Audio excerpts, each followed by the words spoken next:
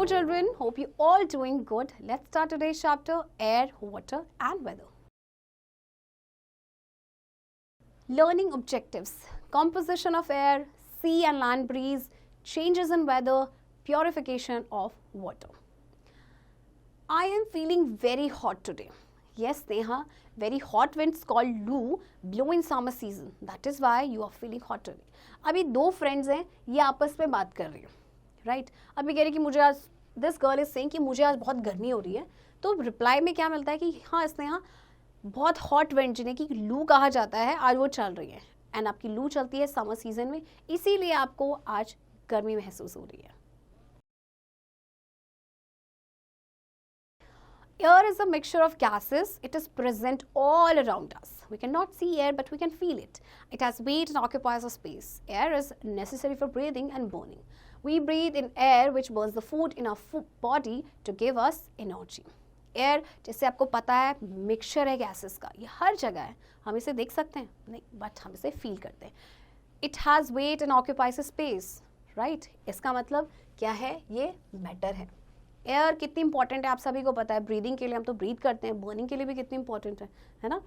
Composition of air. Air is made up of gases, dust, smoke and water vapors.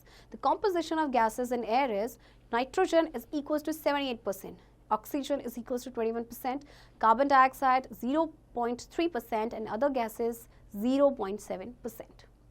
देखिए composition दिया हुआ है आपको एयर का, जिसमें नाइट्रोजन आपकी 78% है, ऑक्सीजन 21, कार्बन डाइऑक्साइड 0.3% और बाकी जो गैसेज हैं लाइक आर्गन है या क्रिप्टन है या बहुत सारे हैं, वो उनका परसेंटेज है 0.7%.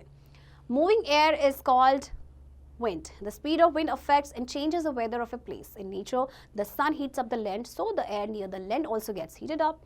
The hot air expands and rises up, and when the hot air moves up, the cold air takes its place. These movements caused by hot and cold air are known as convection currents. Moving air को wind कहते हैं, आप सभी को पता है. अब जो विंड की स्पीड होती है वो अफेक्ट करती है हमारे वेदर को, उसको चेंज करती है किसी भी प्लेस का. तो नेचुरली जो है सन की जो हीट क्या होती है, सन की हीट जो है लैंड को हीट अप करती है. तो लैंड के आसपास जो भी एयर होगी वो क्या होगी, वो भी हीट अप हो जाएगी. फिर क्या होगी कि हॉट एयर तो एक्सपेंड हो जाती है, वो राइज अप होगी और वो मूव करेगी. फिर उसकी जगह कौन लेगा, कोल्ड एयर. तो ये जो मूवमेंट होता है हॉट एंड कोल्ड एयर का, that is called convection currents. Fact file. Humidity is the amount of water vapors present in the air. An instrument called hygrometer is used to determine the humidity of air. देखिए air में कितने water vapour present हैं, that is called humidity. And humidity को major करने के लिए एक instrument होता है, that is called hygrometer. Types of breeze. There are two types of breeze: sea breeze, land breeze. Sea breeze. During daytime, the lands heat up faster than sea water. The hot air from the land rises and the cool air from the sea rushes to take its place. So, the wind blows from the sea towards the land. This is called sea breeze. देखिए आपका क्या होता है, land जो होती है ना वो बहुत जल्दी गर्म हो जाती है. अब लैंड जल्दी से गर्म हो गई तो वार्म एयर ऊपर होगी, राइट. अब जो कूल एयर है वो उसकी जगह लेगी. कूल एयर आपकी चलेगी कहाँ से, सी से. कि देख, तो this is called sea breeze.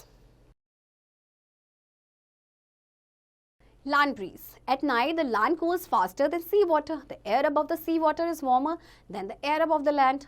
Warm air rises and cool air from the land rushes towards the sea. This is called land breeze. अब रात को क्या होता है कि लैंड जो है आपकी जल्दी से गर्म तो होती है और वो जल्दी ठंडी भी हो जाती है पानी के कंपैरेटिवली. यानी कि अब आपका पानी वार्म होगा. सी वार्म है तो इसके यहाँ पे जो एयर है वो भी वार्म है. वार्म एयर आपको पता है इट विल राइज अप. फिर इसकी जगह कौन लेगी, कूल ब्रीज, जो कहाँ से आ रही है, लैंड से, राइट. तो इसे कहते हैं हम land breeze. Weather.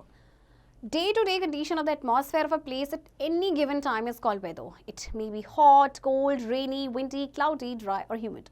Weather changes from day to day, time to time and place to place.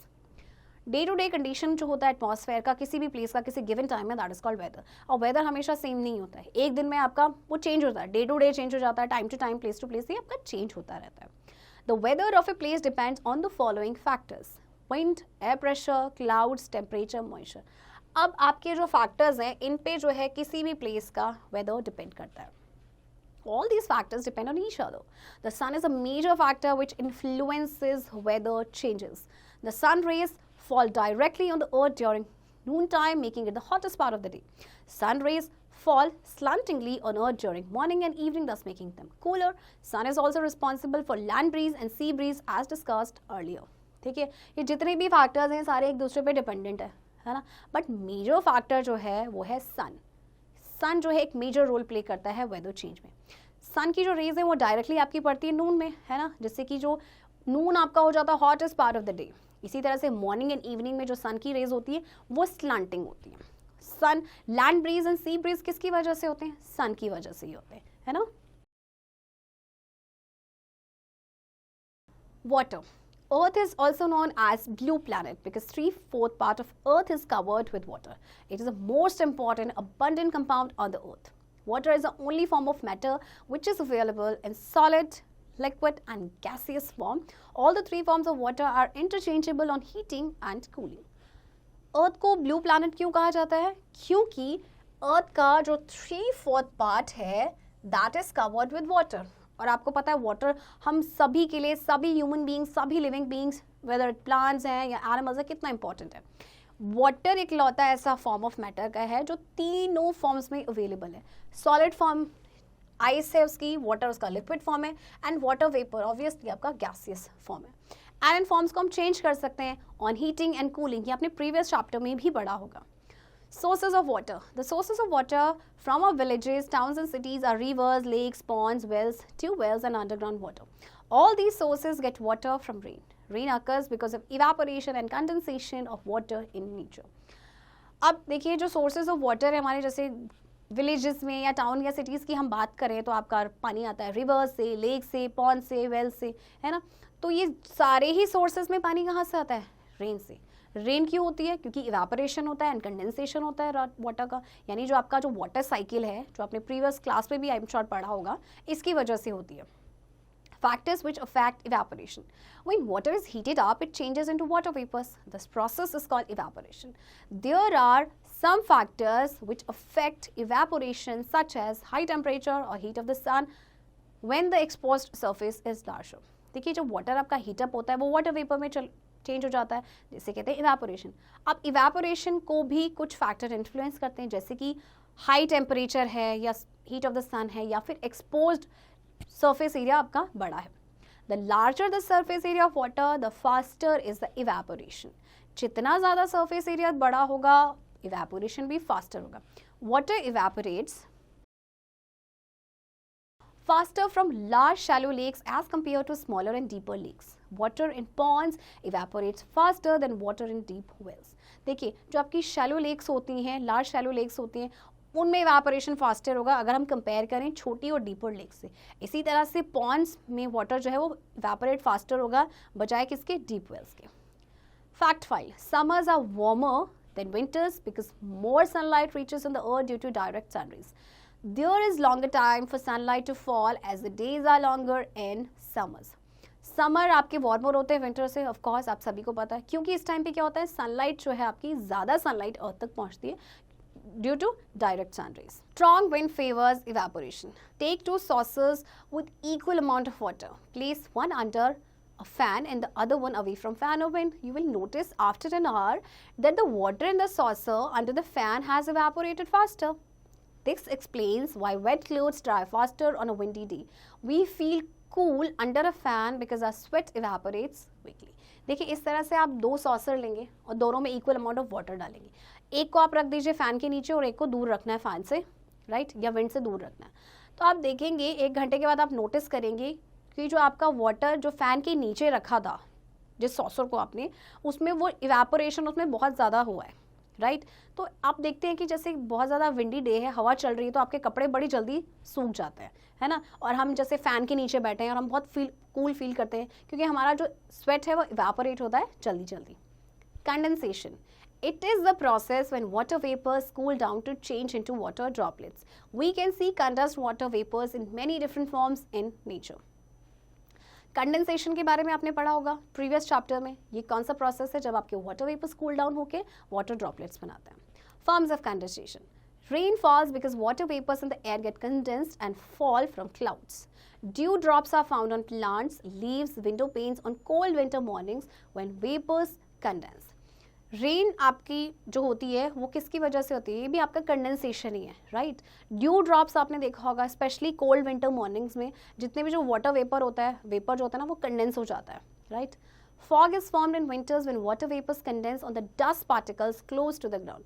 Fog बनता है विंटर्स में जब वाटर वेपर कंडेंस हो जाते हैं डस्ट पार्टिकल्स में जो ग्राउंड के पास होते हैं। Frost is formed when water vapors freeze into ice crystals in winter. Frost आपका भी कब बनता है, winters में, जब water vapor freeze हो जाते हैं ice crystals में. Snow is formed in very cold places where water droplets freeze and form snow. Snow आपका होता है बहुत ठंडी जगह पे जहाँ पे water droplets freeze हो जाते हैं और उसके बाद snow बनता है. Sedimentation and decantation. Impure water is taken in a container. After some time, the impurities like sand settles down. This process is called sedimentation. Clear water is then carefully transferred to another vessel without disturbing the settled impurities. This process is called decantation. Sedimentation and decantation के बारे में भी आपने previous chapter में पढ़ा होगा. इसमें क्या होता है कि आपने जैसे कि कंटेनर इम्प्योर वाटर है उसे लेना है कंटेनर में, थोड़ी देर के लिए छोड़ देना है. अब जितनी भी इम्प्योरिटीज़ होगी लाइक सैंड है वो सेटल डाउन हो जाएगा. फिर आपने क्लियर वाटर को ट्रांसफ़र करना है दूसरे वेसल में, तो इस प्रोसेस को बोलते हैं decantation. Filtration is the process of removing the suspended solid from water by passing through a filter. The decanted water is passed through a filter paper. The impurities are left on the filter paper and the clear water is collected below. अब क्या होता है, filtration का हम use करेंगे. Filtration method में हम क्या करते हैं, हम फिल्टर पेपर इस तरह से लगाते हैं. अब जितनी भी impurities होंगी वो आपके फिल्टर पेपर पे स्टिक हो जाएंगी एंड क्लीन वाटर आपके कंटेनर में आ जाएगा. Boiling. The filtered water is not safe for drinking as it may contain harmful disease-causing germs. Boiling water for 10 to 15 minutes kills germs, thus making water pure. अब आपने filter कर लिया है पानी को, that really doesn't mean कि ये पीने लायक हो गया है. उसको आपको बॉईल करना पड़ेगा 15 से लेके 10 मिनट्स तक, राइट, जिससे जितने भी उसमें जर्म्स होंगे वो सारे के सारे किल हो जाएंगे. Chlorination is the process of adding a chemical called chlorine in the form of tablets to kill harmful germs. We can also clean water by using filters such as AquaGuard and RO. They kill the germs and remove impurities from water. Chlorination आपका process है जिसमें chemical होता है chlorine, उसकी tablets डाली जाती है पानी में, तो जितने भी जो germs होते हैं वो मर जाते हैं. आप वाटर को क्लीन करने के लिए फिल्टर्स का यूज़ करते हैं और कर सकते हैं, जैसे कि लोग ज़्यादातर आजकल ROs का यूज़ करते हैं ना, तो इसमें क्या होता है कि जितनी भी impurities होती हैं पानी में से वो रिमूव हो जाती हैं. Storage of water. After purifying the water, it should be stored in clean and covered vessels. We should wash our hands before taking out water from the vessel. The containers should be kept in a neat and clean place away from dustbins. अब देखो, आपने पानी को तो purify कर दिया, तो उसको क्लीन और कवर्ड वेसल में स्टोर करके रखना है, राइट. आप अगर पानी को यूज़ कर रहे हैं उस वेसल में से, तो सबसे पहले साफ़ हाथों से आपको उसको हैंडल करना है. और ये आपका जो कंटेनर है ये डस्टबिन से दूर होना चाहिए, किसी साफ प्लेस पे. Summary. Air is made of gases, smoke, dust and water vapors. The movement caused by hot and cold currents are called convection currents. Wind, air pressure, clouds, temperature and moisture determine the weather of a place. Heat of the sun, larger surface area and strong wind are the factors that favors evaporation. Rain, dew, fog, frost and snow are the different forms of condensation. Water can be purified by filtration, boiling and chlorination. Water should be stored in clean and covered containers. Air आपको पता है is a mixture of gases, right? जो आपके movement होती है hot या cold currents की, that is called convection currents. अब बहुत सारे फैक्टर्स हैं जो किसी भी प्लेस के वेदर को डिटरमिन करते हैं. ओके, ये सारे जो आपके कंडीशंस हैं, फैक्टर्स हैं, ये क्या करते हैं, ये इवेपोरेशन को फास्टर करते हैं, राइट. ये सारे ही आपके डिफरेंट फॉर्म्स हैं कंडेंसेशन के. वाटर को आप प्योरीफाई कर सकते हैं फिल्ट्रेशन, बॉइलिंग एंड क्लोरिनेशन से. एंड वाटर को आपको हमेशा है किसी भी साफ और कवर्ड कंटेनर में ही स्टोर करके रखना है. चिल्ड्रन, आई होप आपको ये चैप्टर समझ आया होगा एंड इस चैप्टर की प्रैक्टिस अब आप खुद से करेंगे.